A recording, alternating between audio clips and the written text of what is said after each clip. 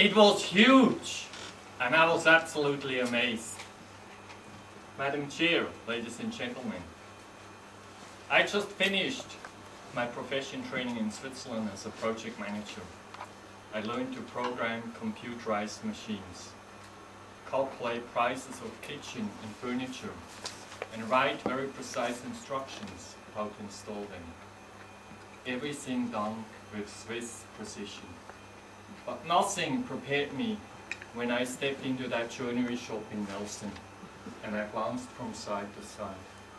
I never saw such a large workshop with hardly any machines in. How on earth should anybody be able to make a kitchen or furniture? Yet, when I looked to my right, I could see two young fellows working on a kitchen, and the work they were doing was absolutely impressive. I had all the essential tools: safety boots, a hammer, a measure tape, and most important, a small dictionary. Which soon became very handy. Jim, who was one of the owner, introduced me to the first job. Thomas, take a router, make a rebate, and fit that door. Hinges are on the left side, the lock is on the right. I'll be back in 3 minutes with the hardware. What was that? Something about a route, a rebate, and having a fit. Route. Wow, it's quite amazing how many different meanings. Route, a gang or a mob.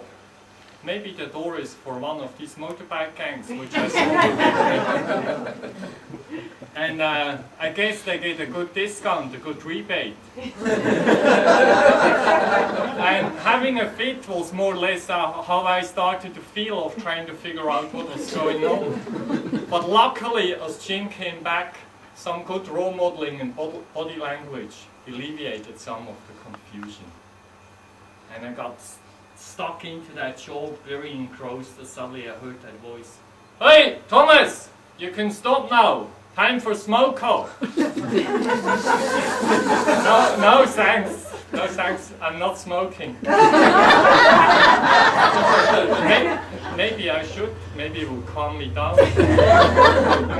Because apparently somebody was saying in New Zealand they smoke out of a pot. So I went to the smoker room and I kept my ears and eyes open, but the only pot I could see was the teapot. In the afternoon, spray painting. Now New Zealand has the image of being green and clean, and so it was back to nature. Everything was in the open, no spray cabin, no protection mask. You had to work in with the elements. Check where the wind was coming.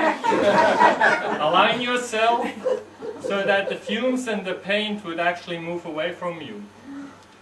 Any health concerns were quickly alleviated by saying, oh, you know, Thomas, the older you get, the more preservative you need. And as you can see, it worked. I still look very young and handsome.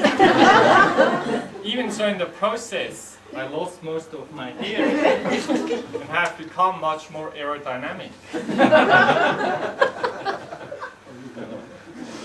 As you can imagine, at the end of the day, there were a few unanswered questions. And when I went home, having had my meal, maybe some sport, I turned into a hunter. And I replaced the small one with the real one. And with focus and discrimination as my weapons, I started to hunt through the jungle of words to try to discover the right meaning. Since then, many seasons have changed, and with it, some of my jokes. But deep down, I'm still a joiner. And if I can't figure something out, if I make a mistake, I don't care. After all, being a joiner is the only job that qualifies you to screw up.